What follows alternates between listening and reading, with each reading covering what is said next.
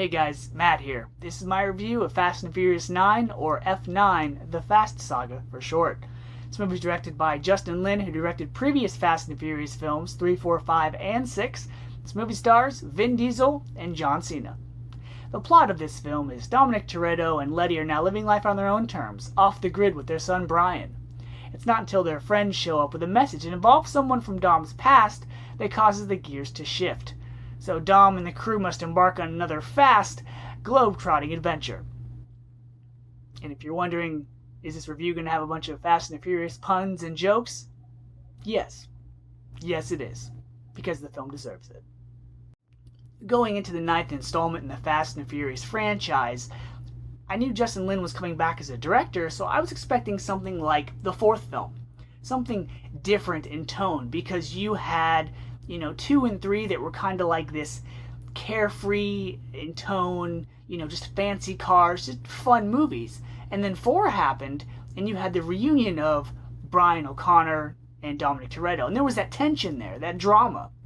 And then you had the end where you had the silly tunnel chases, and so it kind of evolved from there, the silliness. But you always had this Brian-Dominic bond. And then after Brian left the franchise in the 7th movie, I was expecting something to be back to reality, something grounded again. I thought they were getting a little too silly after number 8. And, well, I was wrong, because long gone are the days of street racing, realism, and verisimilitude. Real life is gone, because now Dominic Toretto and his crew, his family, have gone from ripping off trucks for DVDs and VCRs to becoming super spies and superheroes. After a while, after a franchise has so many films, they tend to do one of two things. James Bond did it, horror movies like the Conjuring universe do it, the MCU does it, Transformers did it, and it's what they do in now, Fast and Furious is doing it. They take these stories and they have either a main character's origins explored, so they take you back to when they were younger, or they explain to you how something came about, or they have the scenario of what if our main character was bad? Whether it's having the main character themselves turn evil, or you have, like the flip side of the coin. What if someone was like our hero, but they were the bad version? What would happen? That's where James Bond did with Spectre. That's where Transformers did with the last film, The Last Night. And now Fast and Furious has done that. But they've crammed it into one movie. They tried to do that with Fast 8, with Vin Diesel being brainwashed, but it didn't really work. So now they pose the idea of, what if Dominic Toretto has a brother? And what if his brother was a bad guy? Which is an interesting storyline. Had they not done the previous film, I would have been totally on board for it. But they try to cram so much into this film that, unfortunately, even though we get flashbacks from Dom's, younger days, they retcon stuff. And that's what really hurt the Resident Evil franchise. Even though that didn't need much to hurt itself anyways, they retcon things. When you do that, you change the story. When you change the story, now you're left curious and wondering, well, why wasn't this mentioned? And the Saw films do that as well.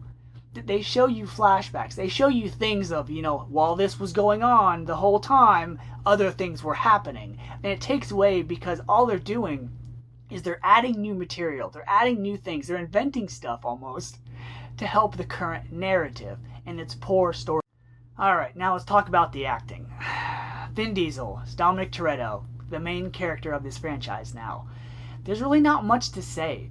He's played the same type of wooden character who just mumbles, talks about family, who's practically asleep at the wheel for the last couple films. He really didn't have any personality, to my knowledge, since like 6 or 7. He's the leader of the group, and now he's indestructible, which I'll get to in a second. And then you have Letty, Michelle Rodriguez. She's okay too. A lot of these characters are seemingly going through the motions. There's really nothing more to her role than she's a mom now. But her kid is at the beginning of the film, and that's really it. She's there to support Dom, and that's her role. Tej, Ludacris's character, he's, the brainy one. He's the Donatello. He's the computer guy. He's funny, but only when he's paired with Roman Pierce, played by Tyrese Gibson. He's the comic relief. He's the dumb one in the group that, is loud and obnoxious and finds himself in all these situations. And then you have, I forget her name, Natalie something. She's the hacker chick from the 7th film. She's fine. She's cute. So those three play off each other well, but there's really not a whole lot to their crew this time around. John Cena as Jacob Toretto. He's fine. I like him going up against Vin Diesel, but whenever they finally have like a face-to-face fight interaction, it doesn't last very long, and it's really disappointing. He looks the role of a character that could be in this type of franchise, but there's not a whole lot to him because he's not really like the big bad guy that they make him out to be in the film, because the whole villainous thing involving him, this rich guy he works for, and another person that I'm not going to spoil, you don't really know what kind of role he plays. He comes off more as a Darth Vader character answering to someone than the leader, the mastermind, the person behind it all. It's funny that they mention Star Wars in this film because this movie is so self-referential. They talk about them being indestructible. They make fun of the fact that they never get injured. And that's one thing that's really bad about this movie, is there isn't a situation where the main characters are in danger. There's no stakes. There's no, gripping your seat. There's no wondering or hoping that the characters are going to make it out alive, because they always do. There's a very bold decision in the first act involving one of the characters that they could have killed them off, and I thought they had. But just like in Star Wars The Rise of Skywalker, just when you think a character's dead, oh no, they're not going to die. There's no harm going to come to any of these characters, because just like in the 2000 movie Pokemon Ash, whenever he falls to his death, he's always landing in water. There's always a safety net to catch these characters, or a car to catch these characters for that matter. They're never in danger. They're never in trouble. You never worry about them. But the main characters can go around snapping people's backs, or blowing people up, or killing people all they want. Oh, the characters are going to get beat up, or they're going to get in a fight, or a tussle? Oh, okay, the next scene they'll just have little to no scratches whatsoever. There is a lot of action. There is a lot of fighting. There's a lot of destruction, whether it's cars, buildings, but a lot of it is just visual noise. Because there's so many cars being destroyed, because there's so many buildings being damaged, that it's kind of like you're just watching stuff happen. You're not caring about the people. I mean, the characters in the movie don't care about the people. They destroy rows and rows of cars and buildings and property, and there's so much damage, but they don't seem to care about any of it. They go around the world. They go to different locations. They go to Scotland. They go to Brazil. They go to a whole bunch of different places, but you really couldn't tell because it really doesn't play into the plot. The only time it matters is when they say, okay, this is located in this country or this area, and that's it. The best thing I would say this movie has to offer are the cameos. Aside from the fast crew, you have a couple characters from the previous installments showing up in this movie, which was really cool to see. But a lot of them are just there. They're a character that comes back to help out the crew, to support them, but they don't really have anything to offer. It's just a character will come back and, as a reminder that there was a previous movie, or they would remind a character of a certain event, which is cool because I like stuff like that. But they just seem to be there to collect a paycheck. They don't offer anything to the series. The last time we had any depth, any emotion to any of the characters was 6, 7 because of the ending. But realistically, I think 6 was the last one to offer any real drama to the franchise. So the characters, they don't care about their well-beings. They don't care about anybody else's well-beings. And it's just a formula now. It's just visual noise of action, of destruction, of cars, and it's like they're just checking the boxes of all the things they had in the previous couple films, and they just have them again here now. We're not going to get Fast 5 again. What the franchise needs to do is they need to do what Tokyo Drift did. Focus on a new character, a new area of the world, a new plot, a new storyline or have less characters involved. If this was just Dom, maybe and his brother, and maybe a couple other characters, it would have been fine. But now, because you have so many characters that half of them stand around, do nothing, don't offer much to the storyline, they're just there because of family.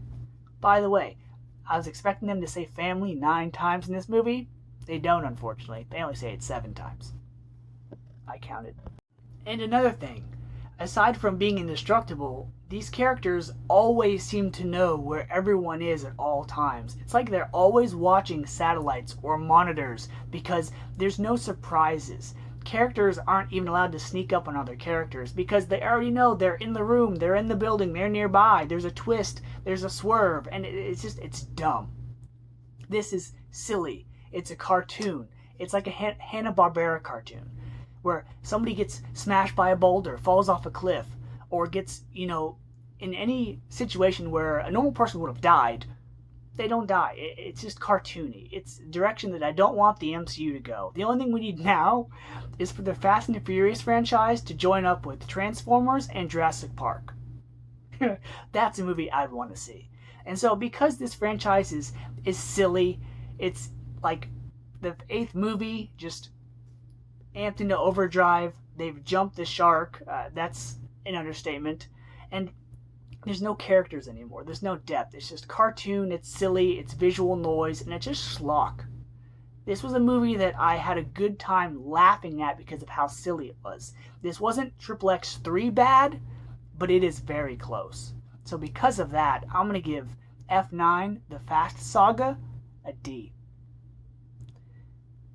They started out as realistic street racers, going to be the new franchise about cool cars and hot chicks. And now it's turned into James Bond, something akin to Moonraker, and that's not good. But hey, they rake in a lot of money, and there's probably going to be 1 or 2 more films, and then hopefully that's it. So until next time, guys, see ya.